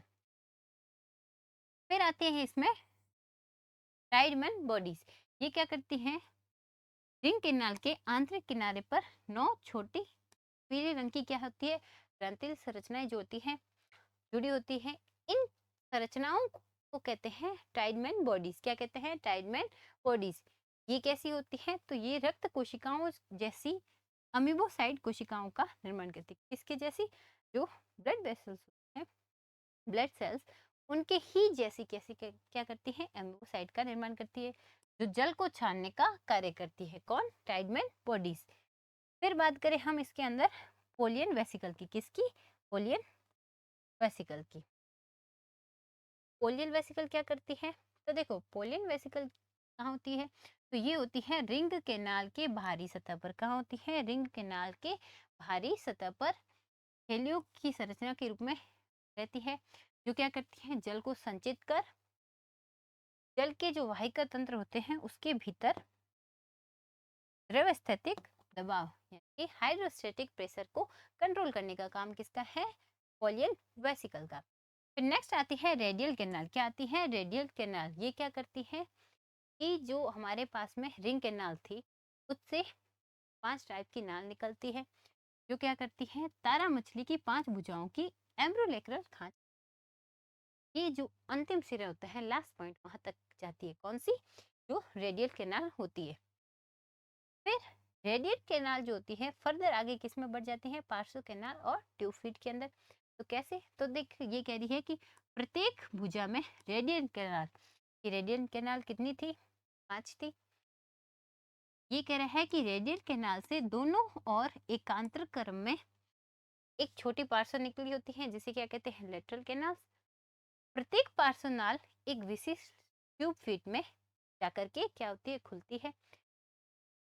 Tube feet further आगे 3 पार्ट में डिवाइड होते हैं। देह गुहा के भीतर स्थित जो संरचना होती है उसे कहते हैं एम्पुला। हाथ से बाहर एक संरचना होती है उसे कहते हैं पोडियम। एंड थर्ड जो लास्ट वाली होती है जो होते हैं शक्कर या फिर चोसक। ये क्या है? पार्श्व कैनाल के पार्ट। पार्श्व कैनाल किससे बनी है? रेडियल कैनाल से। फिर बात करें हम इसके कार्य की। किसकी? जल वाहिका तंत्र जो पाया जाता है वाटर वेसल सिस्टम किसके अंदर पाया जाता है? एकाइनोडर्मेटा के अंदर। उसके कार्य के बारे में आपको बताना है। तो देखो फर्स्ट है लोकोमोशन या फिर गमन, सेकंड है भोजन को ग्रहण करना, एंड थर्ड है श्वसन और उत्सर्जन, रेस्पिरेशन एंड एक्सक्रिएशन। किसका कार्य है? जो इसके अंदर जल वाहिका तंत्र है उसका। तो देखो लोकोमोशन में क्या करते हैं? जब इसके अंदर एम्पुला की जो पेशियां होती है वो क्या होती है? संकुचित हो जाती हैं, तो जल के दबाव में इनमें जो जल का दबाव होता है वो फर्दर आगे कहाँ जाता है? पोडियम में, जिससे ट्यूब फीट लंबा होकर के आगे बढ़ता है एंड जो इसमें सकर्स पाए जाते हैं उनकी से चिपक जाते हैं। इसके बाद जब पोडियम की पेशियां सिकुड़ती हैं तो जल वापस एम्पुला में चला जाता है। फिर जो सर्कस होते हैं वो इनकी सतह को छोड़ देते हैं एंड देन जो इसके अंदर द्रवस्थैतिक बल पाया जाता है वो कंटिन्यूस चलता है एंड तारा मछली जो होती है वो सतह पर रेंगने में जो सतह पर रेंग पाती है। फिर बात करें हम भोजन ग्रहण करने की। तो देखो तारा मछली जो होती है या फिर स्टारफिश अपने ट्यूब फीड के सकर्स की मदद से क्या करती हैं? द्विकपाटी जीव जैसे सीपी या फिर ऑयस्टर के कड़े कवचों को पकड़ करके उनको उनके जो है ऑपोजिट साइड में बल लगाती हैं, जिससे इनके जो कवच हो जाते हैं वो खुल जाते हैं एंड ये जो है सीपी या फिर ऑयस्टर होते हैं उनको खा जाती है। कौन? जो स्टारफिश होती है वो। फिर बात करें हम इसके अंदर रेस्पिरेशन एंड एक्सक्रिएशन की। तो ये क्या करते हैं? ट्यूब फीट की दीवारें जो होती हैं बहुत ज़्यादा पतली होती है, जिसके कारण इनके अंदर क्या होता है? डिफ्यूजन होता है और समुद्री जल और आंतरिक द्रव के बीच में ऑक्सीजन एंड CO2 का क्या होता है? विनिमय होता है। और इन्हीं मार्ग के द्वारा जितना भी इसके अंदर नाइट्रोजन युक्त अपशिष्ट होता है वो क्या होता है? बाहर निकल जाता है। हम जो है पढ़ रहे थे इसके बारे में, स्टारफिश जो होती हैं जिसे क्या कहते हैं? एस्टेरियस, उसके जलवाहिका तंत्र की संरचना और उसके कार्यों के बारे में। फर्स्ट हमने पढ़ा कि इसके अंदर जो जलवाहिका तंत्र होता है कितने पार्ट में डिवाइडेड होता है, देन उसके कार्य के बारे में। तो कार्य तो क्या वो क्या करता है? फर्स्टली लोकोमोशन, देन भोजन को ग्रहण करता है एंड जो इसके अंदर रेस्पिरेशन एंड एक्सक्रिएशन प्रोसेस होता है उसको कंप्लीट करता है। कौन? जो इसके अंदर वाटर वेस्कुलर सिस्टम पाया जाता है वो। फिर हम बात करें हमारे यूनिट 5 के अथवा वाले क्वेश्चन की, जिसमें आपको बताना है कि एस्टेरियस के जीवन का इतिहास और इसमें जो रीजनरेशन होता है वो किस प्रकार होता है आपको समझाना है। किसके अंतर्गत? एस्टीरियस के अंतर्गत। देखो, एक एस्टीरियस कैसा है? डायोसियस प्राणी, यानी कि इसमें मेल एंड फीमेल क्या होते हैं? अलग अलग होते हैं। तो देखो, हमें बताना है इसकी लाइफ हिस्ट्री के बारे में। देखो, एस्टीरियस एक लिंगी प्राणी है, यानी क्या है? डायोसियस, अर्थात नर और जो मादा है वो कैसे होते हैं? पृथक पृथक होते हैं। इनमें कोई बाह्य लैंगिक द्विरूपता नहीं पाई जाती। ये इनके प्रत्येक भुजा के आधार पर जो इनमें गोनेट्स पाए जाते हैं वो क्या होते हैं? स्थित होते हैं। फिर इनमें निषेचन कैसे होता है? तो जब इसके अंदर मेल एंड फीमेल मैच्योर हो जाते हैं तो क्या कहते हैं? एक साथ में ही, एक ही टाइम पे जो स्टारफिश के जो है स्पर्म एंड एग होते हैं वो एक ही टाइम पे क्या होते हैं? समुद्री जल में छोड़ दिए जाते हैं, जहाँ पे क्या होता है? एक्सटर्नल फर्टिलाइजेशन कंप्लीट हो जाता है। क्या होता है? एक्सटर्नल फर्टिलाइजेशन, यानी कि बाह्य निषेचन। फिर क्या होता है? इनके अंदर जो लार्वा हुआ उसका डेवलपमेंट होता है एंड उसका क्या होता है? प्रजनन। तो ये कह रहा है कि निषेचित अंडे पूर्णभंजी यानी क्या होते हैं? होलोब्लास्टिक होते हैं, जिससे ब्लास्टुला और फर्दर आगे क्या बनता है? गैस्ट्रुला बनता है। इसके बाद में इनका जो लार्वा होता है वो मुक्त रूप से जल में तैरता है एंड जो इसकी लार्वा अवस्था होती है वो कितनी होती है? दो प्रकार की। एक तो होती है बाइपिनेरिया लार्वा एंड सेकंड होती है इसके अंदर ब्रैक्यूलारिया लार्वा। कौन सी? एक होती है बाइपिनेरिया लार्वा एंड एक होती है ब्रैक्यूलारिया लार्वा। ये देखो, फर्स्ट जो होता है बाइपिनेरिया लार्वा, ये क्या करता है? प्रथम मुक्त रूप तैरने वाला क्या है? द्विपार्श्व सममित लार्वा है। इसके शरीर पर रोमक पट्टियां पाई जाती हैं, यानी कि सिलिएटेड बैंड्स पाए जाते हैं, जिनकी मदद से ये क्या करते हैं? तैर पाते हैं एंड भोजन को ग्रहण कर पाते हैं। कौन से? Bipinnaria larva. इसकी संरचना की सहायता से तो रोमक पट्टियां इसके अंदर जो है पाई जाती हैं, जिसकी सहायता से ये तैरते और भोजन करते हैं। फिर नेक्स्ट आती है ब्रैक्यूलारिया लार्वा। ये क्या करती है? बाइपिनेरिया का कार्मिक विकास कि फर्दर जो बायोपिनेरिया होता है उसका आगे का विकास इसमें होता है ब्रैक्यूलारिया लार्वा के अंतर्गत। इस लार्वा के अग्र सिरे पर तीन विशिष्ट चिपकने वाली भुजाएं पाई जाती हैं और एक इनमें केंद्रीय सकर डेवलपमेंट हो जाता है। किन के अंदर? फर्दर ब्रैक्यूलारिया लार्वा के अंदर। ये लार्वा कुछ समय तैरने के बाद अपने जो सकर्स होते हैं इनके अंदर, उनकी सहायता से समुद्र के पेंदे में किसी ठोस आधार से चिपक जाता है। इसके बाद इसमें तीव्र क्या होता है? मेटामॉर्फोसिस होता है, यानी कि चयान्तरण की प्रक्रिया होती है, जिससे लार्वा का क्या होता है? द्विपार्श्व सममित शरीर जो है नष्ट हो जाता है एंड वापस ये क्या करता है? पंच अरियस वाली एक छोटी सी मैच्योर स्टारफिश में कन्वर्ट हो जाता है। नेक्स्ट बात करें कि इसके अंदर रीजनरेशन जो प्रक्रिया होती है वो कैसे होती है, यानी कि इसमें जो एक तारा मछली की भुजा होती है, अगर वो केंद्रीय डिस्क के साथ में अलग हो जाती है स्टारफिश से, तो उससे वापस एक वयस्क स्टारफिश कैसे बनती है आपको उसके बारे में बताना है। तो देखो, ये कह रहा है एस्टेरियस में पुनर्जनन, पुनर्जनन यानी कि खोए हुए अंगों को पुनः प्राप्त करने की क्या होती है? क्षमता पाई जाती है। इसकी कोई भी भुजा किसी दुर्घटना में कट जाए या फिर किसी जो इसके शत्रु द्वारा पकड़ ली जाए तो ये क्या करती है? रक्षात्मक उपाय के रूप में उस जो भुजा को है खुद ही क्या कर देती है? अपनी बॉडी से अलग कर देती है। इस प्रक्रिया को क्या कहते हैं? स्व अंगोच्छेदन क्या कहते हैं? ऑटोटोमी कहते हैं। किस प्रक्रिया को? जब किसी अन्य जीव द्वारा इसकी किसी एक भुजा को पकड़ लिया जाता है तो ये फर्दर अपनी उस भुजा को क्या करते हैं? अपनी बॉडी से अलग कर देते हैं एंड देन उस प्रक्रिया को आप किस नाम से जानते हैं? ऑटोटोमी। आगे क्या होता है कि इसमें पुनर्जनन की क्रिया होती है। जो ऑटोटोमी का अलग हुई उसमें कटे हुए भुजा के स्थान पर क्या होता है? घाव की सतह सर्वप्रथम उपकला द्वारा ढक जाती है। किसके द्वारा? एपिथेलियम के द्वारा। इसके बाद इसकी आंतरिक देह गुहा से जो इसके अंदर आंतरिक देह गुहा पाई जाती है उसमें द्रव से क्या होती है? सीलोमोसाइट और अमीबोसाइट कोशिकाएं एकत्रित होकर के एक अविभेदित कोशिकाओं का क्या बनती है, समूह बनाती है, जिसे ब्लास्टेमा कहते हैं। क्या कहते हैं? ब्लास्टेमा कहते हैं। ये ब्लास्टेमा फर्दर इसकी कोशिकाएं क्या होती है, विभाजित होती है और विभेदित होकर के नई तंत्रिका और जलवाहिका नालों और पेशियों का निर्माण करती है। इसके बाद फर्दर वापस इसमें उस भुजा का निर्माण हो जाता है। फिर बात करें हम कॉमेट रूप की या फिर कॉमेट फॉर्म की, तो देखो इसमें क्या होता है कि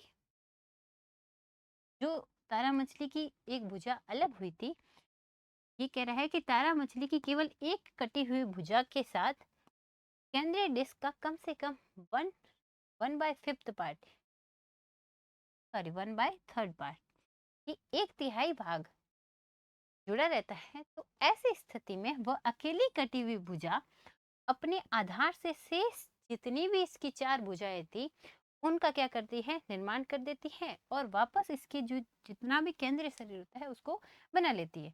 विकास की इस प्रारंभिक अवस्था में जब एक बड़ी भुजा से 4 नई छोटी भुजाएं निकल जाती हैं, इस आकृति में झाड़ूदार तारे जैसी इसकी संरचना बनती है। इसे क्या कहा जाता है? कॉमेट रूप कहा जाता है। तो देखो पुनर्जनन में क्या होता है कि फर्स्ट इसमें इन केस अगर इसकी किसी भी भुजा को कोई अन्य जीव पकड़ लेता है तो ये उस भुजा को खुद ही अलग कर देती है। कौन? स्टारफिश। फिर अब इसकी क्या है, एक भुजा अलग हो, अब उस भुजा को वापस ये क्या करती है, निर्माण करती है। किसके द्वारा? तो इसमें सिलेमोसाइट और अमीबोसाइट जो कोशिका होती हैं वो बहुत सारा यानी कि अविभेदित विभाजन करती है एंड देन वापस इसमें ब्लास्टोमा बनता है और वो फर्दर आगे विभाजित होकर इसके अंदर नई तंत्रिकाएं और जलवाहिकाएं बनाती हैं एंड देन फिर बहुत टाइम यानी कि कुछ हफ्तों में इसकी जो एक भुजा थी जिसको इसने खुद ने अलग किया था उसका निर्माण हो जाता है। फिर इस तरह तो उसकी जो पुरानी वाली स्टारफिश थी वो बन गई। बट नेक्स्ट हम बात करेंगे इसके कॉमेट रूप की। तो उसमें क्या होता है, जो भुजा इसने अलग की थी उसके अंदर अगर इसकी केंद्रीय डिस्क का 1/3 पार्ट भी है तो ये क्या करेगी, उस एक भुजा से बाकी इसकी पूरी संरचना जितनी भी 4 भुजाएं उसका निर्माण कर लेगी और इसे क्या कहा जाता है, कॉमेट फॉर्म या फिर कॉमेट रूप कहा जाता है। किसके अंदर? स्टारफिश के अंदर। तो देखो ये हमारा मॉडल पेपर था, किससे रिलेटेड था? तो था हमारे जूलॉजी सेकंड सेम के आधार पे, जिसमें हमें पढ़ना था biology of non coordinates. I hope आपके एग्जाम में इसी मॉडल पेपर से क्वेश्चन आए।